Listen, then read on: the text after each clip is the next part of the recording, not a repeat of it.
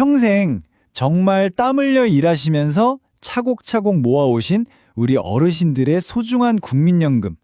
이제 곧 그 결실을 보실 날만 손꼽아 기다리고 계실 텐데요. 그런데요, 바로 그 중요한 순간에 내리는 결정, 딱 한 번의 선택 때문에 남은 평생 매달 수십만 원씩 손해를 보실 수도 있다는 생각 혹시 해보셨습니까? 이게 그냥 연금액이 조금 깎이는 그런 단순한 문제가 아닙니다. 네, 바로 이겁니다. 정말 많은 분들이 전혀 예상하지 못한 곳에 아주 교묘하게 함정이 숨어 있거든요. 그래서 오히려 연금을 받기 시작하면서부터 매달 생활비 걱정을 더 하게 되는 그런 안타까운 상황이 벌어질 수 있습니다. 오늘 제가 드리는 이 말씀을 모르고 섣불리 결정하신다면 나중에 정말 땅을 치고 후회하실지도 모릅니다. 오늘 그 누구도 속 시원하게 알려주지 않았던 국민연금의 진짜 비밀, 그리고 어떻게 하는 게 가장 현명한 선택인지 제가 하나부터 열까지 확실하게 알려드리겠습니다. 자, 그럼 본격적으로 한번 시작해 볼까요? 국민연금을 받으실 나이가 되면 우리 모두가 가장 먼저 딱 마주하게 되는 고민이죠.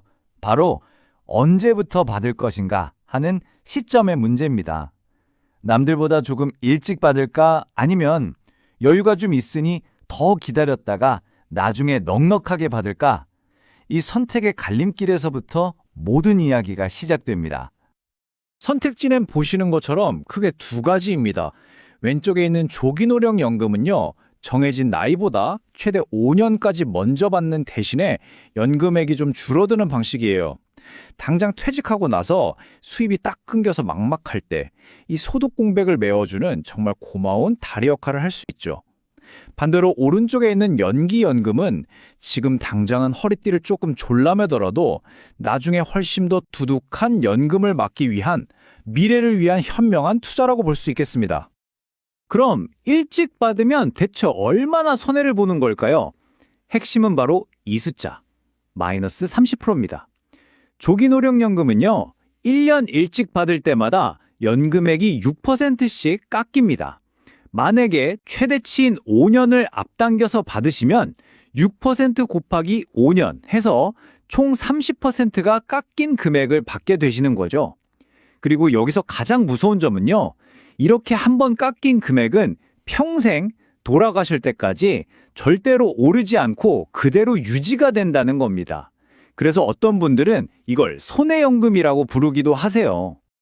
자, 그럼 반대로 연금을 늦게 받으면 얼마나 이득일까요? 여기 정말 놀라운 숫자가 있습니다. 바로 플러스 36%. 연기연금은 1년 늦출 때마다 연금액이 무려 7.2%씩 불어납니다. 아니, 요즘 같은 저금리 시대에 연 7.2%짜리 이자를 주는 적금 어디서도 찾아볼 수가 없잖아요. 이건 사실상 나라가 보장하는 가장 확실한 재테크인 셈입니다. 5년을 최대로 연기하면요, 총 36%가 늘어난 금액을 평생 받으실 수 있는 거예요. 예를 들어 월 150만 원 받으실 분이 200만 원 넘게 받게 되는 그런 기적을 경험하실 수도 있는 겁니다. 그런데 말입니다. 이렇게 연금이 깎이는 불이익을 알면서도 조기 수령을 선택한 분들이 놀랍게도 90만 명이 넘습니다. 아니, 왜 이렇게 많은 분들이 손해를 감수하면서까지 연금을 일찍 받으려고 하실까요? 그 이유는 너무나 현실적입니다. 은퇴 후에 연금을 받기까지 소득이 없는 기간, 이른바 소득 크레바스라고 하죠. 이 소득 절벽을 버티기가 너무 어렵기 때문입니다. 당장 생활비가 급하고 병원비가 필요한데 몇 년을 더 기다릴 여유가 없는 거죠. 참 어쩔 수 없는 안타까운 선택인 셈입니다. 하지만 여러분, 오늘 제가 정말로 드리고 싶은 말씀은 바로 지금부터입니다. 연금액이 30% 깎이는 것보다 훨씬 더 무서운, 대부분의 사람들이 전혀 예상조차 못하는 진짜 문제가 숨어 있습니다. 연금 액수 그 자체는 어쩌면 작은 문제일 수도 있다는 말입니다.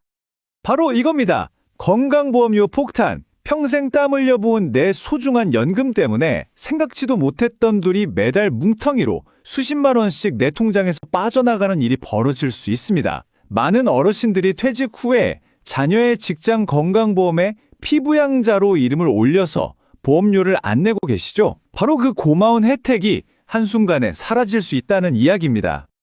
건강보험 피부양자. 다들 잘 아실 겁니다. 소득이나 재산이 나라에서 정한 기준보다 적으면 직장에 다니는 자녀나 배우자 밑으로 들어가서 보험료 한 푼 안 내고도 병원 혜택은 똑같이 받을 수 있는 정말 고마운 제도죠.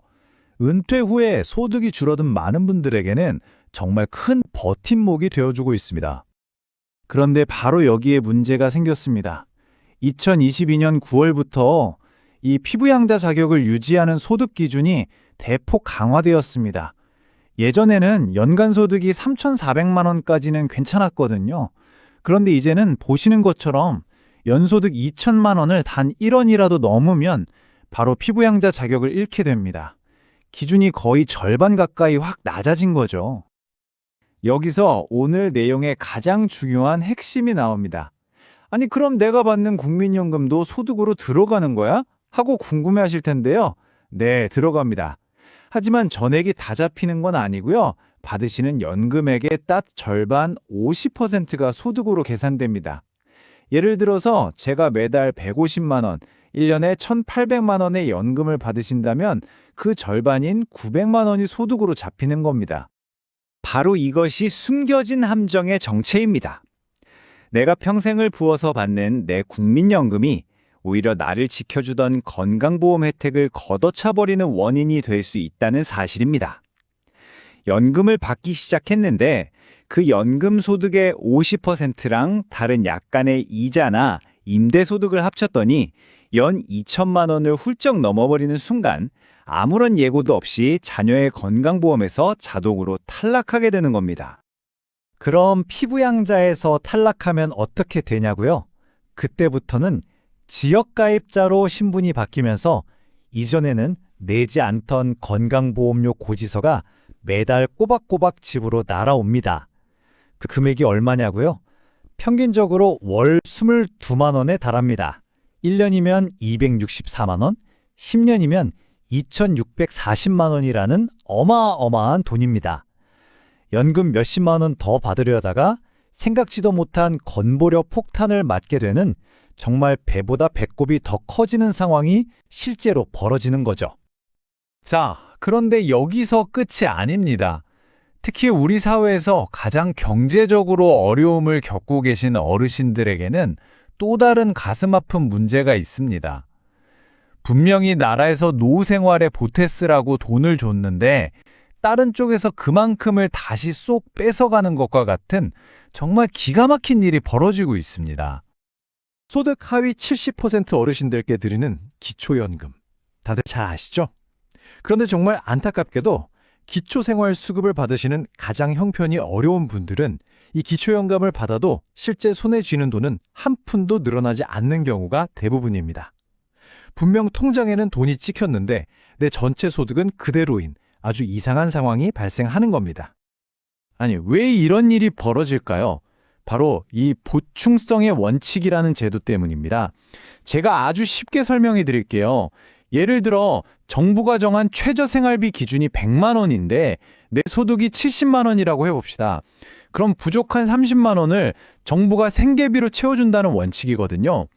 그런데 여기서 기초연금을 다른 소득으로 보기 때문에 기초연금으로 30만 원을 받으면 이제 소득이 100만 원이 되셨네요 하고 계산해서 원래 주던 생계비 30만 원을 깎아버리는 겁니다. 결국 왼쪽 주머니에 돈 넣어주고 오른쪽 주머니에서 빼가는 거나 마찬가지인 조삼모사나 다름없는 셈이죠. 이로 인해서 2022년 한 해에만 무려 62만 명이 넘는 어르신들이 기초연금을 받고도 생계급여가 그만큼 깎여서 실질적인 혜택을 전혀 보지 못했습니다. 심지어 일부 어르신들은 기초연금을 받았다가 오히려 의료비 지원 같은 다른 혜택마저 끊길까봐 나라에서 주는 돈인데도 신청 자체를 포기하는 그런 안타까운 일까지 벌어지고 있습니다. 자, 지금까지 국민연금을 둘러싼 여러 가지 문제와 함정들에 대해서 알아봤습니다. 머리가 좀 복잡해지셨을 텐데요. 그럼 이제 가장 중요한 질문이 남았습니다. 그래서 도대체 나보고 어떻게 하라는 거냐? 지금부터는 여러분 각자에게 딱 맞는 최선의 선택을 찾기 위한 구체적인 방법을 알려드리겠습니다.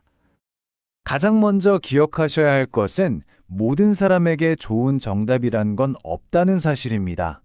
내 건강 상태, 내가 가진 재산, 다른 소득이 있는지 없는지에 따라서 최선의 선택은 완전히 달라집니다. 중요한 것은 통장에 찍히는 연금 액면가가 아니라 건보료나 세금 같은 돈을 다 빼고 나서 내가 실제로 매달 자유롭게 쓸 수 있는 돈, 즉 나만의 진짜 실수령액을 정확하게 계산해 보는 것입니다. 자, 그럼 어떻게 계산해야 할까요? 제가 딱 3단계로 간단하게 정리해 드립니다. 첫째, 나의 총소득을 미리 한번 가늠해 보시는 겁니다.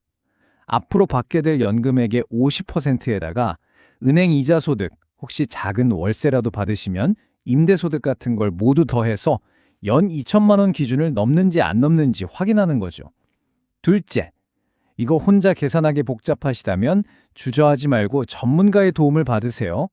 국번 없이 1355 국민연금공단에 전화하셔서 내가 연금을 받기 시작하면 피부양자 자격에 문제가 없는지, 건보료는 얼마나 나올 것 같은지 시뮬레이션을 꼭 요청하십시오. 아주 친절하게 상담해 줄 겁니다. 마지막 셋째, 만약에 피부양자에서 탈락해서 건보료가 너무 부담된다면 방법이 있습니다. 바로 임의계속가입 제도라는 안전장치입니다. 퇴직하기 직전 직장에서 내돈 수준의 보험료를 최대 3년까지 낼 수 있게 해주는 아주 고마운 제도니까요. 이것도 꼭 알아보시고 활용하시기 바랍니다. 오늘 우리는 국민연금 수령이라는 아주 중요한 갈림길에 대해 이야기를 나눴습니다. 조기 수령의 감액 문제부터 우리가 몰랐던 건보료 폭탄, 그리고 연기연금의 장점까지 생각보다 따져봐야 할 것들이 정말 많죠? 결국 우리 어르신들의 빛나는 노후를 위한 가장 현명한 첫걸음은 남의 말에 휩쓸리는 것이 아니라 나의 상황을 정확히 파악하고 꼼꼼히 따져서 신중하게 선택을 내리는 것입니다. 오늘 제가 드린 이 이야기가 여러분의 그 지혜로운 선택에 작은 등불이 되었기를 진심으로 바랍니다.